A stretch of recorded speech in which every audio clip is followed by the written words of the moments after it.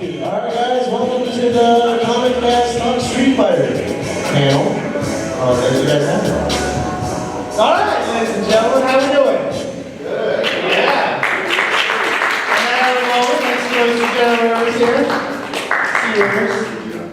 C. Rivers. Yeah, we got it.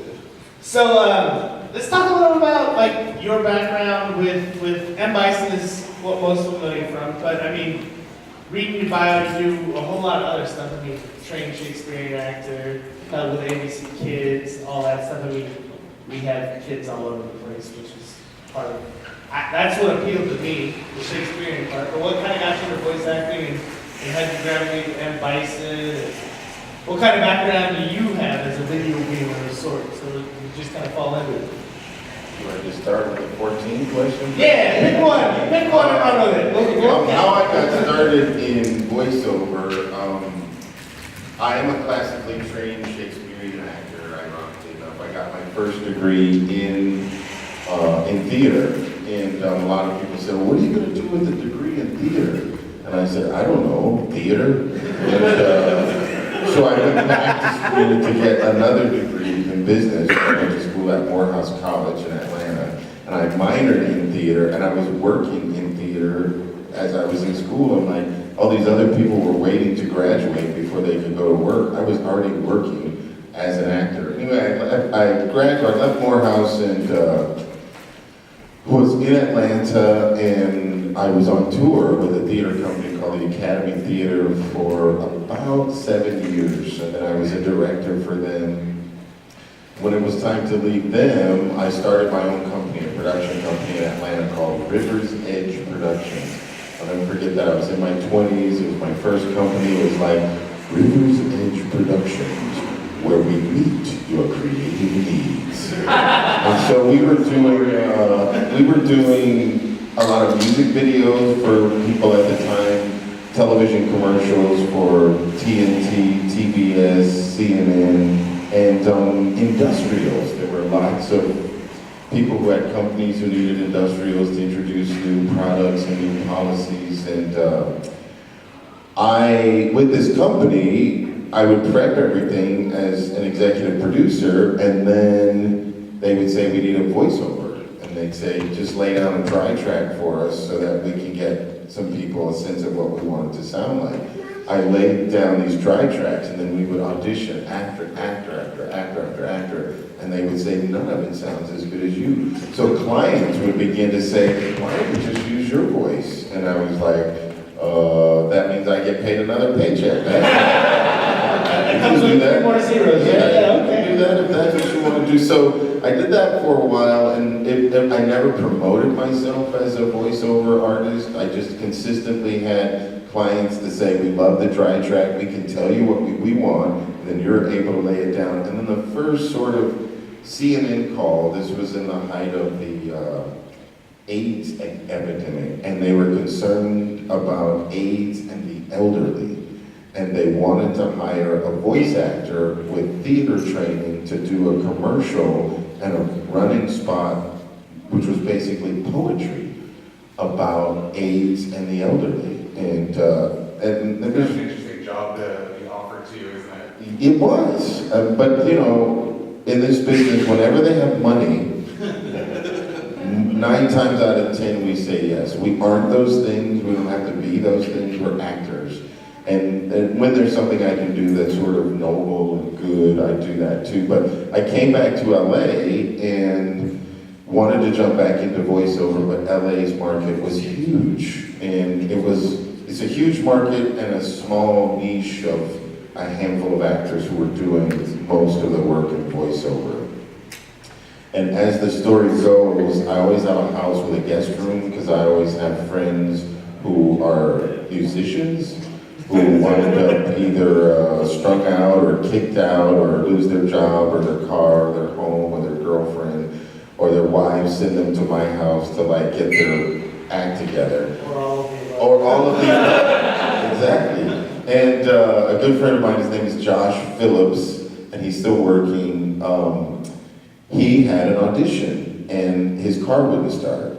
And so he'd been sleeping in my guest room, so I said, I'll take you to the audition because I want you to get a job so you can get the hell out of my house. We go to the audition, and it's for Jonathan Klein at New Generation Pictures.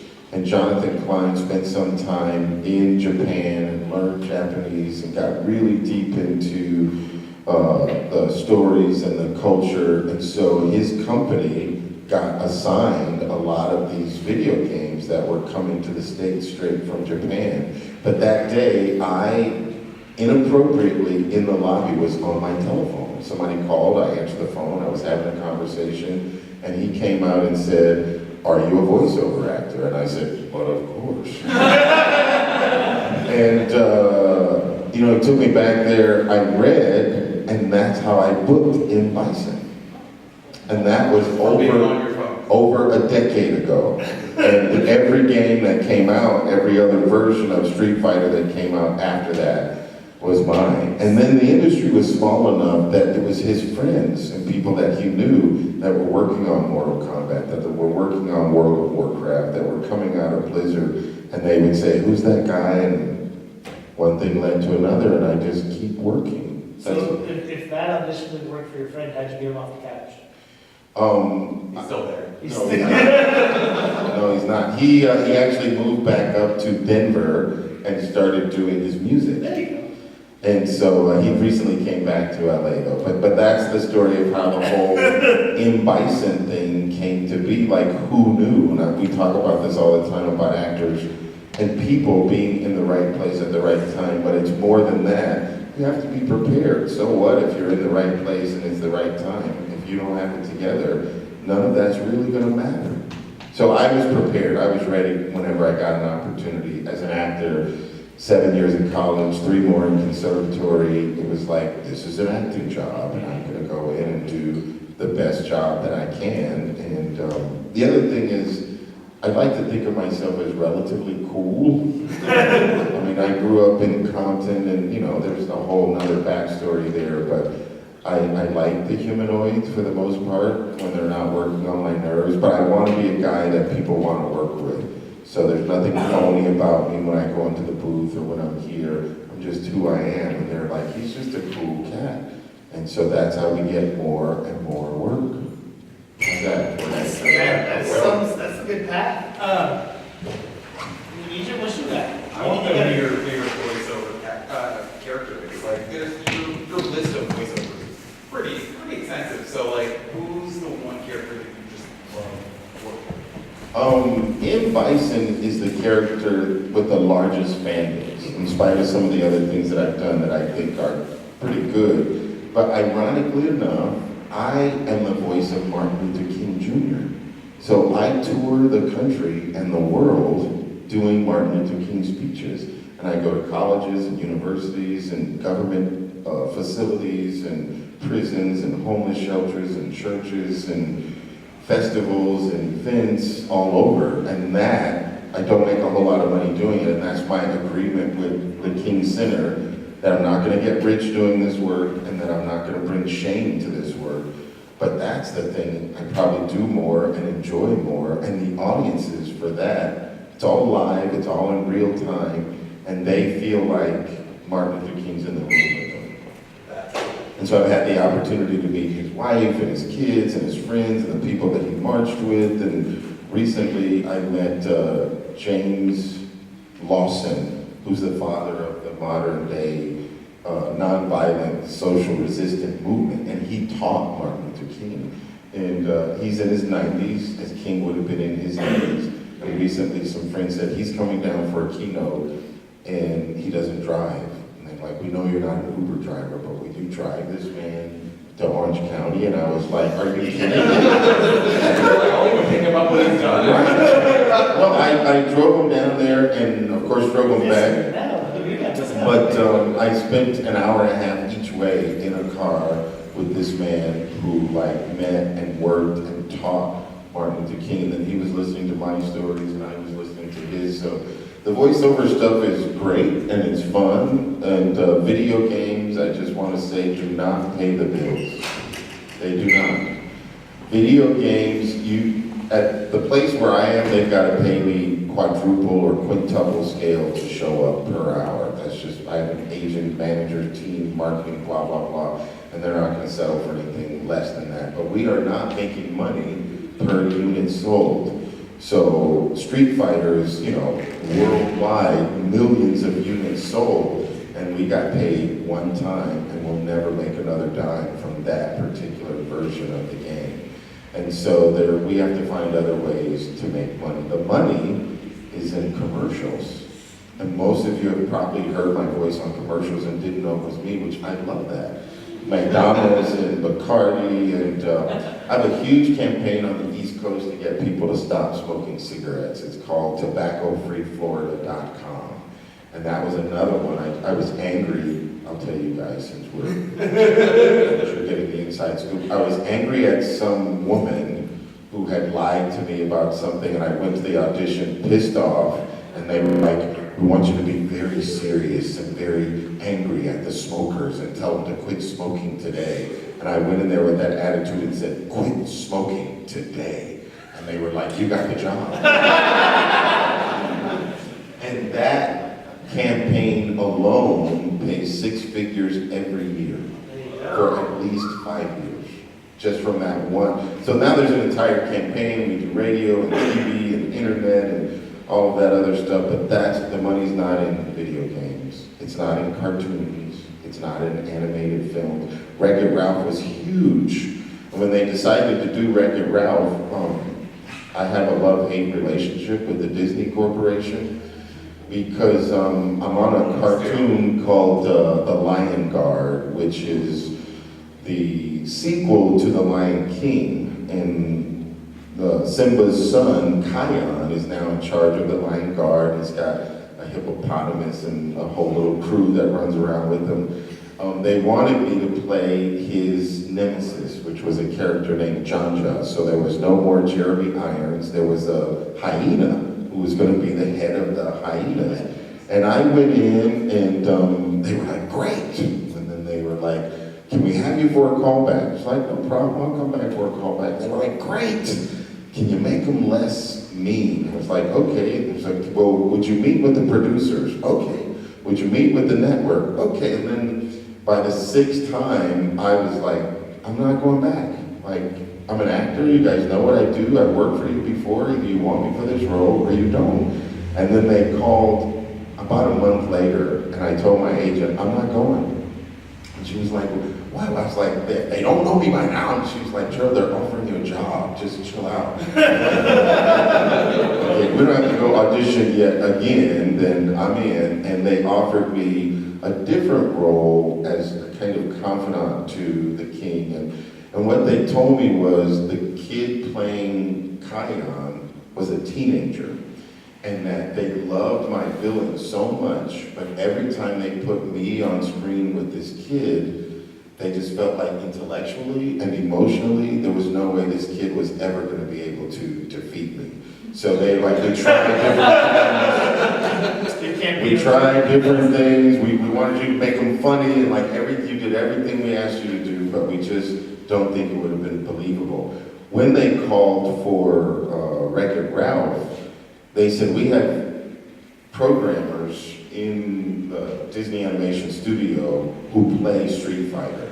And we told them we were doing this movie. They insisted that Bison be in the film. And then they said, we cannot get somebody to try to sound like him. We want the guy that we've been listening to and playing with for all these years. And ultimately in the film, I think he wound up with 2 lines that got him off the editing room floor. He sits in the Bananon meeting at the very beginning, and he says, you're not going turbo, are you? Which is like a foreshadowing of what's happening in the movie. And then at the end, he says, I got coffee next week. But that check had enough zeros on it for those 2 lines, right? No, it didn't. I just want you to know it's an Academy-nominated, Oscar-nominated animated film, and Disney and all the people that were involved. But I did what they call some ADR. I covered 1 line for Morris Chestnut in the movie Identity Thief. I made more money from that, which almost went straight to cable, than I did from my friends at Disney who had this huge film. And then they got around it a little bit. They put M. Bison in the second version, but they didn't use any of the lines, so there's just some grunting. So that means I'm still getting paid, but there's nothing major about that at all. Well, and like with video games, when you're making, like, doing the voiceover work, there's the cutscenes and the things that do the voiceover, but like any of the sound effect stuff, the grunts, the uggs, the punching sounds, you know. That's all us. That's all human beings. And so, you know, for those of you who don't know, we get a list of fighting sounds, and one is like a punch, and then there's like a minor punch, and then there's a major punch, and then there's a death blow, and then there's a super move. And the actor has to come up with a different sound for each of those. And then there's a kick, and then there's a major kick, and then there's a death kick, and then there's a super kick. And the actor has to come up with a different sound. And then, conversely, the actors are struck. Somebody just hit you. Somebody just super punched you. Somebody just killed you. You're coming up with all of those sounds. The best was, I think it was Resident Evil. And they said, well, a monster has just reached through a brick wall, grabbed you by the spine, and ripped out all of your guts. Go! And you're like, Does it actually help, like, doing any of the actual punches or kicks while you're making the sound to try to figure out, like, how it would sound and how you can make yourself sound better? the unique part about that as a skill of a voice actor is, yes, you want to kick and punch, but you have to maintain close proximity to the microphone. So you have a relationship with this microphone that's right here. So my body can be doing all this other stuff down here, but I've got to maintain this relationship with the microphone the entire time, which admittedly is a unique skill to have. But after you've done it a few times, then you get it and you know how to do it. And sometimes you can back off a little bit, but with all the editing and even with this stuff, your relationship to that microphone is sacred. So you've got to be able to do all the other stuff that you do and still remember the microphone is right here and this is where I'm playing. And how many take, like, I mean, no, back that up a little bit. Like, that sounded too close to the super punch, or that sounded too close to the minor punch. Like how many tweaking takes do you do, like, If you don't know what you're doing and it takes more than 5 takes, you don't have a career in this industry. They ask for 2 takes, 3 at the most. And your job is to have choices ready for them to offer them A, B, and C, and then they move on. And then they can move through everything relatively quickly. If I've got A, B, and C in my pocket, and I give them A and B, and they go one more, and I give them C, that's gotta be it. They've gotta be able to choose from those, or they're not gonna keep calling me back. When you have it down, you get done much faster, and then they go, you're such a good actor, would you voice another character or some incidental stuff while you're here? Because it takes 2 to 4 hours each time, and sometimes you're in there. I think the other one that was huge was X-Death in Final Fantasy. It was, that was maybe more grueling than in Bison, because they just, and I have to tell you, that was fun. I mean, here I'm the guy who does Martin Luther King, and then I'm the guy who does M. Bison and X-Death and Jackson Briggs. But what's neat about all of those is, as an actor, they each have their own sort of motivation. In Bison and the whole Shadow of the Story, he's got a reason for feeling the way that he does. Jackson Briggs loses both of his arms, and he was the only black character in the first Mortal Kombat. And then with X-Death, the idea of a video game character who has in essence conquered death and has no fear of the void or the unknown, that was like deep and heavy for me. Like, I can get with that. I can get with that. We've conquered it, and you're telling everybody else, beware the void. And they are all afraid of it, but he's not afraid of a space where other people don't know what's going on in that space. So that's what keeps it both interesting and fun, and then sometimes, you know, I play characters that are a little nicer. But I like the bad guys, they're awesome. All right, so being the comic guys, we're obviously huge into comic books, pretty much everything nerdy. If you had to choose one superhero voiceover, who, if you had like any choice, good guy, bad guy, who would you Or want? supervillain, yeah. Or supervillain. Go good or bad. Good or bad? Marvel, DC, Image, Stranger, Dark Horse. Pick your kid. Some Dark Horse stuff.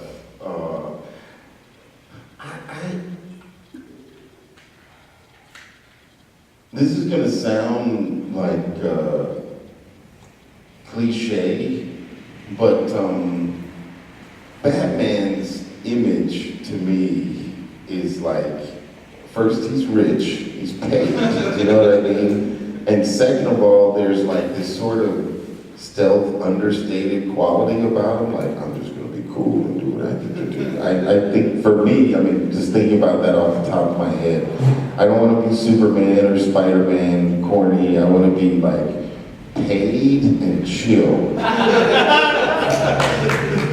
mean, you can pull Lex Luthor off. Yeah. To bring the bad guy, since you said you're a big villain fan. Yeah, Lex Luthor gets a little too carried away for me though. I'm also a theater actor, and I'm in a production right now in Los Angeles of a play called Moby Dick Rehearsed, which was written by Orson Welles and is based on the novel Moby Dick by Melville, and I'm playing Captain Ahab, and he's got 1 foot, and he is really, really angry.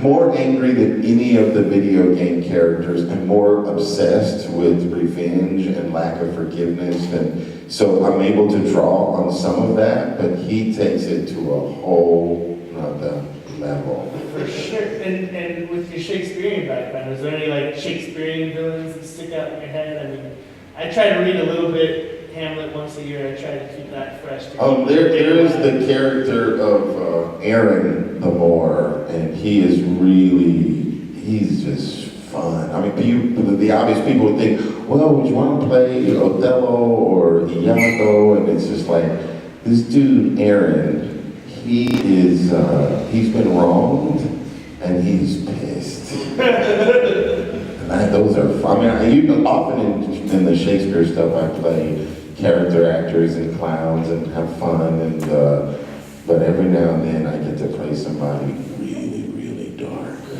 Guard number 2, guard number 3. No, I don't do that. Don't do that. You don't spend 7 years in college and 4 years in conservatory to show up and go, I'm going to be spear carrier number 4.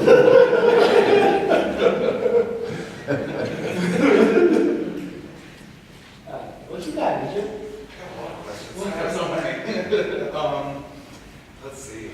I'm totally drawing a blank.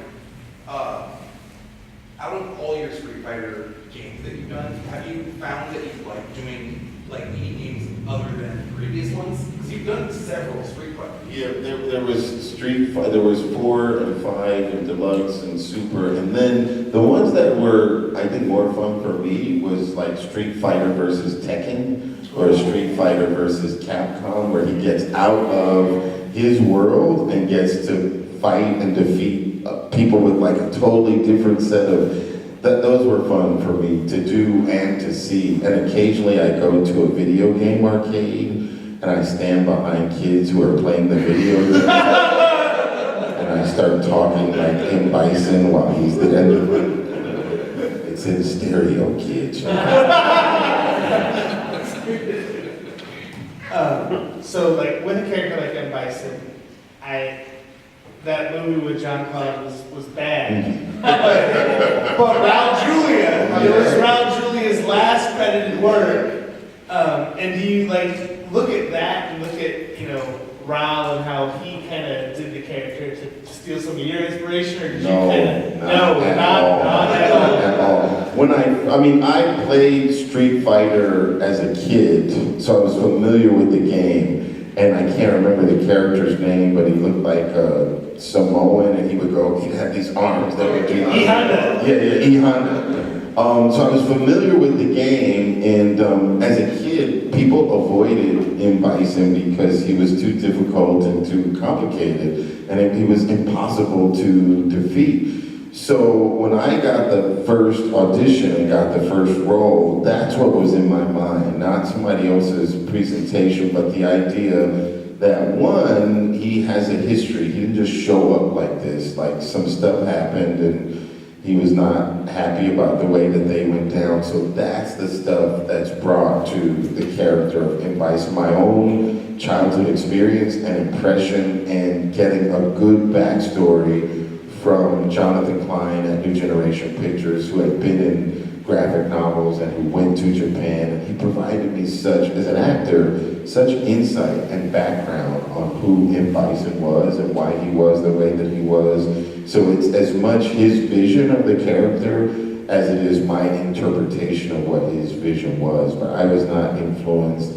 I saw the Raul Julia, I saw the Van Damme, and then occasionally, and I try to avoid doing this, but occasionally I go online and I see what fans are saying about the different people who have played M. Bison, and the support that came from them, even people who knew the Japanese version, their support encouraged me to say, I'm on the right track with this. We're not deviating and trying to do what somebody else did. The fan base loves who M. Bison is now, so we're going to stick with that and roll it until the wheels fall off. That's probably a good feeling to have. Going online is always a scary thing when, you're basically getting judged by the world.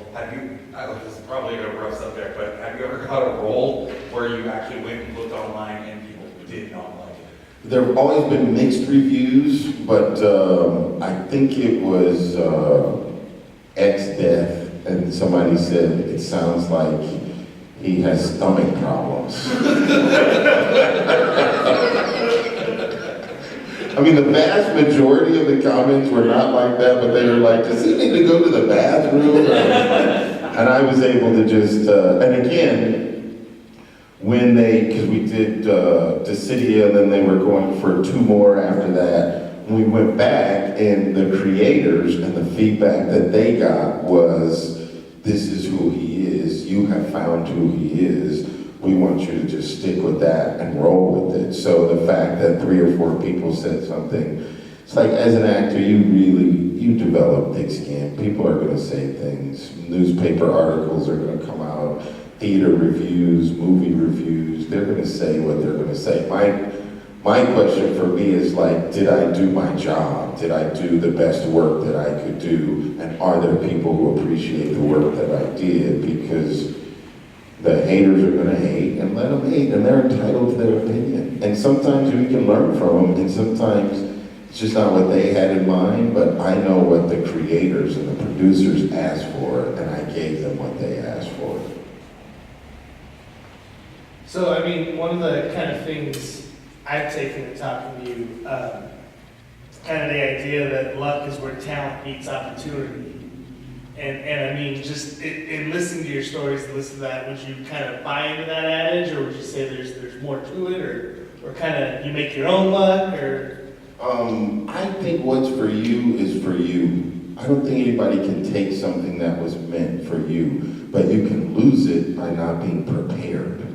I think if you do your job, whatever that job is, and on the Martin Luther King side, he has a speech called The Best, where he tells people, be the best at whatever it is that you do. I don't care if you're a street sweeper. He says street sweeps like Michelangelo carved marble, or like Raphael painted pictures, or like Shakespeare wrote poetry. The line goes, he says, sweep streets so well that all the host of heaven and earth will have to pause and say, here lived a great street sweeper who swept his job well.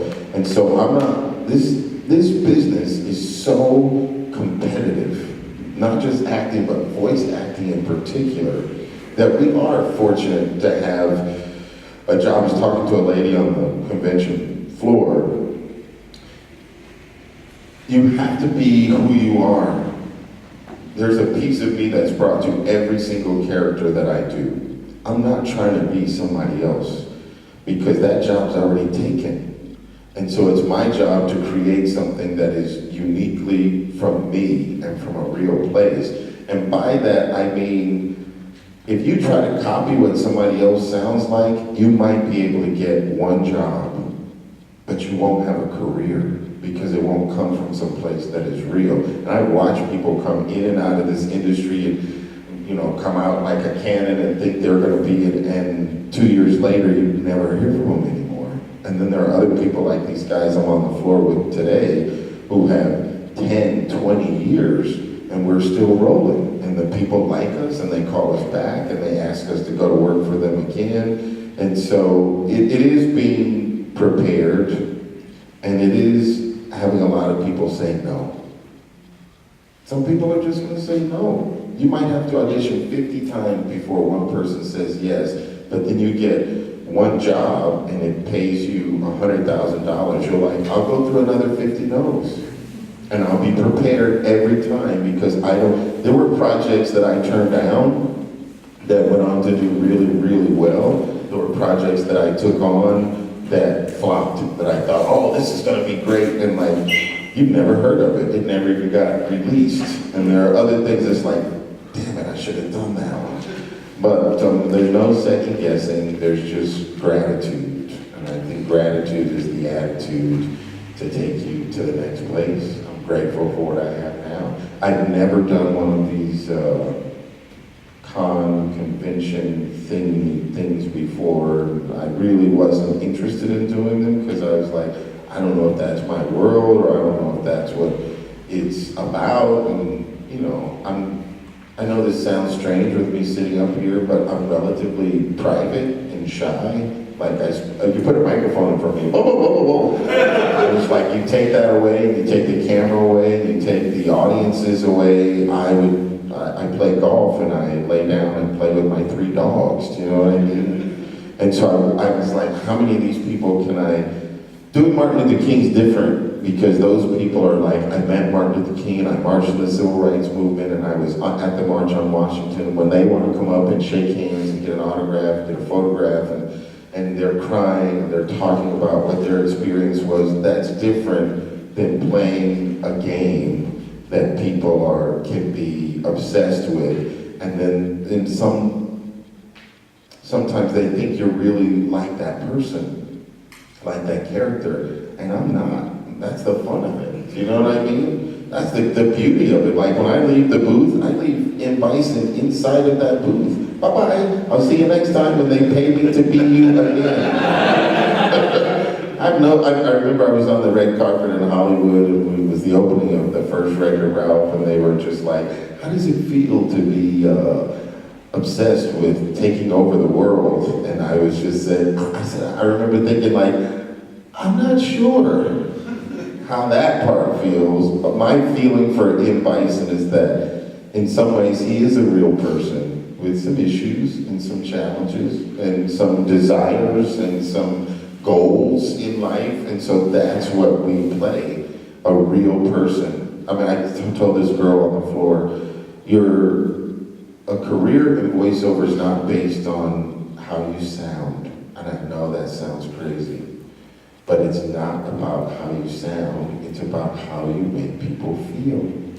And if they don't feel anything, if you don't feel anything, they don't feel anything.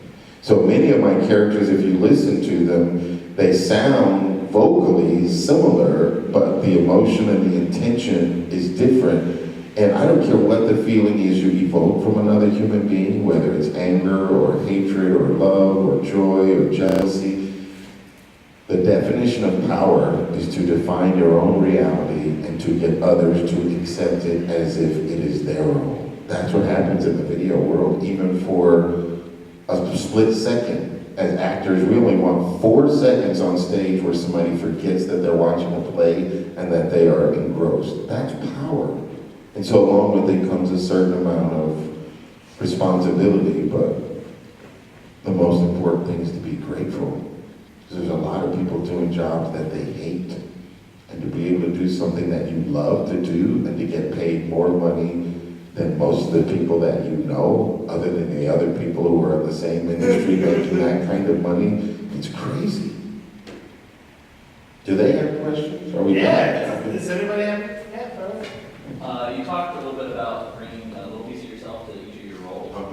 I want to ask you, with Captain Ahab going on right now, do you have a white whale yourself in your life that you found yourself chasing after, that you brought to that? Racism. Right on. It's interesting for them to cast a black man in the role of Ahab and make his arch enemy an enormous white whale. The symbolism there is incredible. And actually in some of the lines, he talks about blackness and whiteness and, and it's literally directly from the book and from Orson Welles' interpretation of it. He says, as if a man who is white is anything more dignified than a whitewashed Negro. And he was like, whiteness, it's like the terror. He talks about all the things that white is, the white pallid horses and the king of terror and the albino and the albatross and all these things that represent it. And for me, and I'm trying not to be political, but it's almost like Trump and the Republican Party in many ways is the big white whale that is unforgiving and lacks compassion for somebody who was hurt by their practices or principles. And so, yeah, I mean, I don't necessarily agree with his approach, but yeah, we found a big white whale in this country that offered a lot to the role of Captain Ahab. And then, of course, we did a bunch of research and found out what whaling really was and how cruel it was and how there are people in this country who still have money from their legacy families from whaling, like the Folgers and the Starbucks, who are all listed in Ahab's or in Melville's original version of Moby Dick, because they weren't pumping oil. They were getting it all from whales. For every machine, for every lantern, for every light, for everything that people needed oil for, they had to kill these huge animals and destroy a part of that population for their own selfish needs. Questions? Bueller? What was going through your head when they told you we want you to be the voice of art? What was like the deal with that? They didn't tell me that. So the backstory is I grew up in Compton in the late 70s, early 80s. And what that means is that's the rise of crack cocaine and Crips and Bloods. And what most people don't know is the original Crips was not a gang. It was a faction of the Black Panther Party that came from Oakland that was teaching us to be men in our own communities. And the original CRIP was an acronym for a Community Revolution in Progress. And they taught us to fight, and they taught us to defend the rights and honor of women. And then the FBI, the CIA, and the COINTELPRO came in and removed all of those men who were teaching us to keep the police out of our communities. Once those men who were gone, who were responsible and who could teach us something, they were all incarcerated or assassinated. And I don't want to create some conspiracy theory, but you can do the research on your own. A guy named Bunchy Carter was head of the Black Panther movement in Los Angeles and was teaching young black men in LA and South Central how to govern ourselves accordingly, how to shave, how to fight, how to handle a weapon, a host of other things. He was doing a panel discussion at UCLA and was murdered while he was there. And the media led us to believe that it was a rival gang, which lifted the conflict between Crips and Bloods. Later, just like everything else, it came out that there was no Bloods. There was a group of guys who lived on Piru Street who wound up being blamed for that. And Piru Street was in Compton. And this huge conflict began, and these young men who, we use the term crib, like I'm going to the crib, I'm going home. That came from young men who were going home with no fathers or parents there. So the neighborhood became our crib, it became our community. With the baby Crips were in a crib, and we lost sight of who we were and what it was we were supposed to be doing. So at about 16 or 17 years old, I auditioned for my first show and got in, and I was singing and dancing, and I was just a chorus member. And there was another guy playing Martin Luther King, and he was playing Malcolm X, and he was playing something else. And as an actor, I was like, well, he doesn't need to do all of that. And at that time in theater, you could what they call vie for a role. If you were in a show, even on Broadway, and there was somebody else who was playing a role that you wanted, you could go to the producers and say, I think I can do a better job than that. And you better do a better job because they were going to let this other guy know you were trying to take his job. And he's like, what's up with that? And this guy, I auditioned, and I'll never forget, the producer came out of the back room with the director, and the director was like a bit flamboyant. He was like, change the program. We got a new Martin Luther King.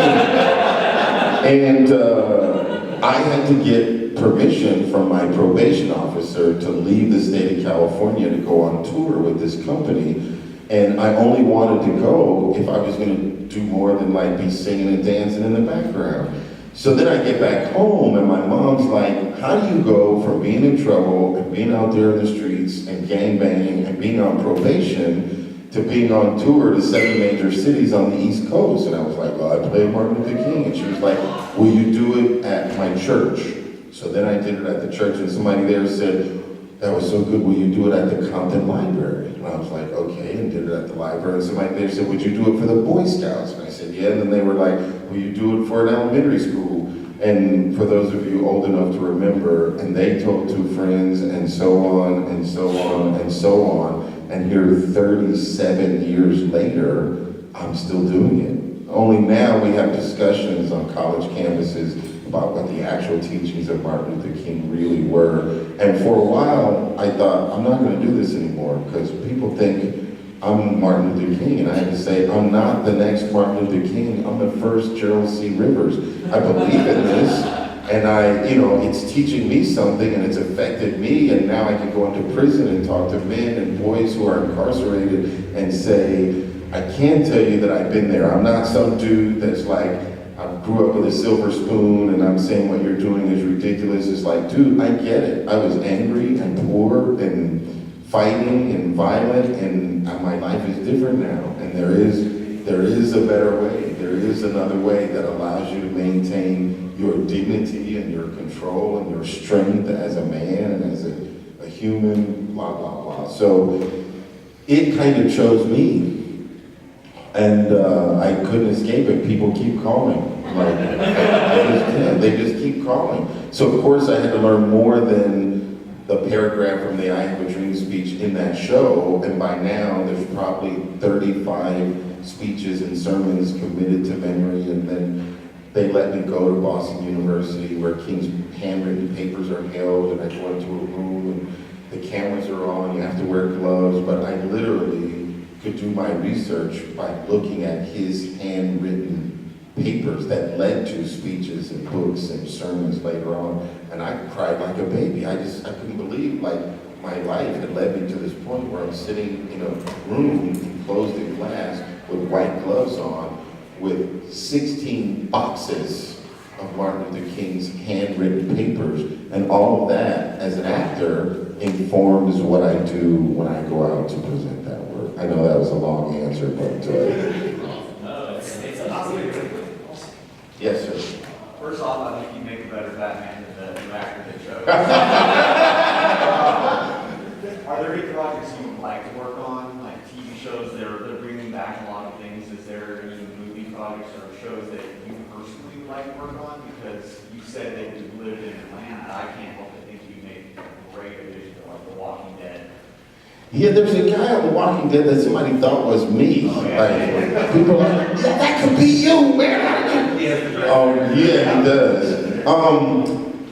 I just kind of take things as they go. There's a couple things in the works right now that I can't really talk about, but I want to, in terms of the video game, I want some more contemporary games. I want to do Fortnite. That's just like the thing. And a good friend of mine, Dave Fenoy, is working on that thing. I was like, I want to do some of that, some of the more like contemporary stuff that's going on right now. But I stay grateful. That's how I get more work. I never complain about not having enough work. My life is pretty active and pretty busy. I teach kids West African hand drumming. I teach djembes at charter schools, and it was like, oh, I'm just going to teach for a little while. Like 8 years later, I have like 3 schools, and I work with kids who have special needs, who struggle socially, and who struggle with piano and violin, but they can play some hand drums, and you would never know that there was anything quote unquote wrong or different about them. So I stay pretty busy, and yeah, we have a couple things that we're working on that I'm not at liberty to speak of right now, but hopefully in the next year everybody will know. But if I had my druthers, there's some pretty cool video games out now that I'm gonna have my people see if we can slide into some of those places. Awesome. Thank you. Oh man, you had a question here, bro? Yeah, I had it for you. Apparently down here a little bit. So a little bit about myself. So I'm a 37-year-old man, and I played video games most of my life. And so I remember playing Street Fighter for the first time back in the arcade, playing Mortal Kombat when it first came out. And just one of the things that I remember back in that time, you know, being a black person seeing a black video game character was a big deal. And I think a lot of people don't really understand or recognize that.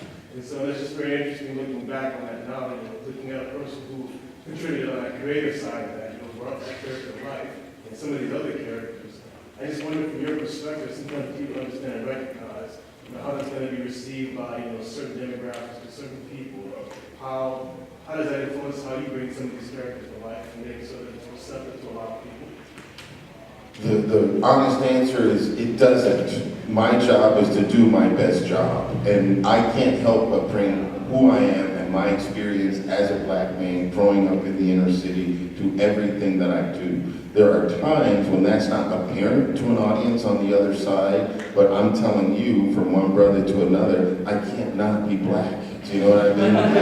I don't have a choice. And it's interesting because for the longest time, they would say, we want a black actor, or we want a black male voice, or an African-American voice. And then sometimes I would audition and they would literally say, you don't sound black enough. And I'd be like, what? They're like, you're far too articulate. And I was like, you know what? I went to school at Morehouse with thousands of black men. 98% of them were extremely articulate. It's just like, it happens, like, get with the program.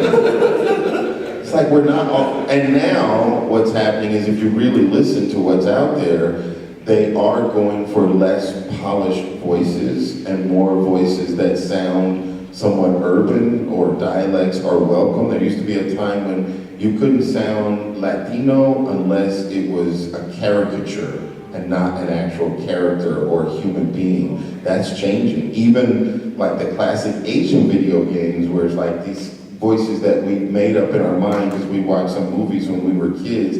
All Asian people don't sound like that, you know what I mean? And the industry and the world is moving to a place where it's allowing people to contribute from the place where they are, not from the place where they want us to be. And it is incumbent on us, wherever we come from, to bring ourselves to the party. I have to, all the time and every time. I'm showing up as me. Love me, hate me, I'm bringing myself to the party. And again, I tell these people, I'll say this again, you can get a job because you sound good. You only have a career if you can make people feel something. And so if you saw an M. Bison and you were like, whatever you felt, whether it was anger or rage or identification or fun or exhilaration or disdain, if it evoked an emotional response from you, then I've done my job, then I have a career. If I'm just trying to sound like somebody else, you don't feel something. Bueller. I don't know. Yeah. Go ahead.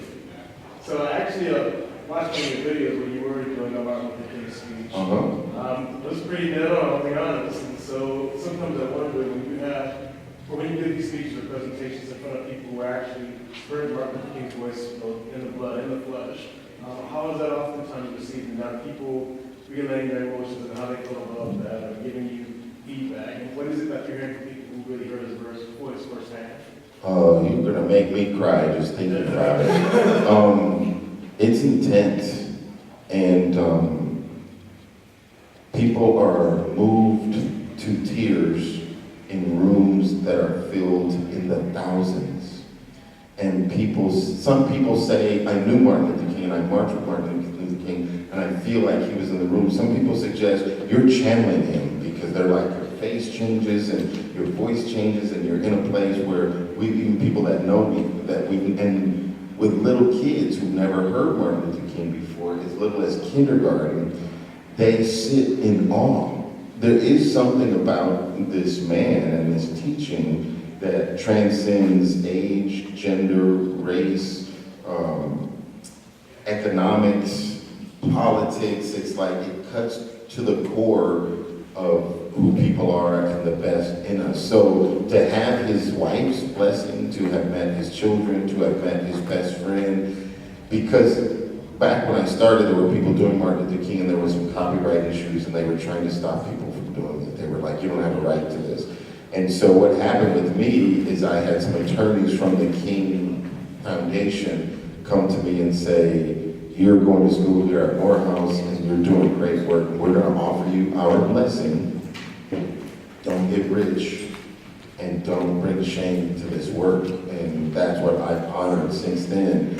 And, I thought I was just going to go out and do some talky. Next thing I know, I'm in prison. I'm in penitentiaries in California. I visited a boys detention facility here outside of Corvallis the last time I was up here doing some work as Dr. King. The most extreme was I was in a prison in LA and a white male with a long beard, he looked like ZZ Top. And you're not supposed to make physical contact in the prison when you go in to visit. And I was also thinking, we're going into the prison, these people, the last thing they want to hear is some Martin Luther King or some peace and love, preaching forgiveness, blah, blah, blah. When I was done, this dude got up and came and gave me a big hug, which is against the rules because I could potentially be passing him something, but nobody stopped him from doing it. And what he told me was, he believed that his father had something to do with Martin Luther King's death, but that he felt like for the first time, he heard Martin Luther King and what he was really about, and he said, I want to give him chills again. I want to stand in my father's place and apologize to you in Martin Luther King's place and say, I finally heard what you were saying. And so I have never received a negative or ill response from that work. I'm prepared for it as an actor, as an artist, that somebody's gonna say, that's okay. But without fail, the response is overwhelming and overwhelmingly positive. And now, as a student and a scholar, when they want to talk about, well, was he scared or is that cowardly, we can have real discussion and real debate with young people on college campuses, with politicians and Republicans about what this thing is supposed to really have been about. So it doesn't bother me at all. I love it. I'm grateful that that's what I get to do. I think they're telling me I gotta wrap it up. Okay, we got 5 minutes, which means we probably got one more question. Maybe 2? Anybody? Yeah, fire away. So you study all those speeches. Yeah. What's your favorite one? I want you to look it up. It's called The Best or the Street Sweeper Speech. It literally tells people no matter what you do, no matter where you come from, just be the best of who you are and do you. Stop trying to do other people.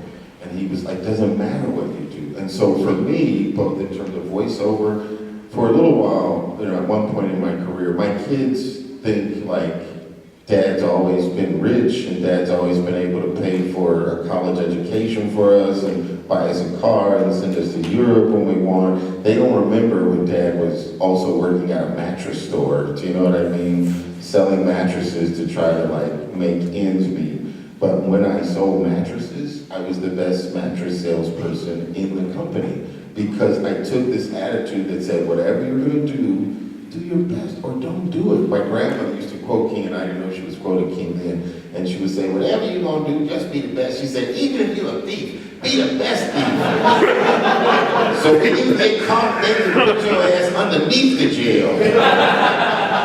But I really took that to heart. So I'm gonna do so. I've started working with these kids, you know, teaching them drumming, and then before you know it, we built a drum performance troupe called the Peace Player that goes all over LA and does drumming. It's like, I don't wanna do something, I'm just gonna say this, half-assed. I would rather take a nap than do something that I don't really wanna do, I'm not enjoying, I'm not bringing myself to it, I'm not being real and honest with myself. If I'm gonna do it, I need to do it to the best of my ability or not do it at all.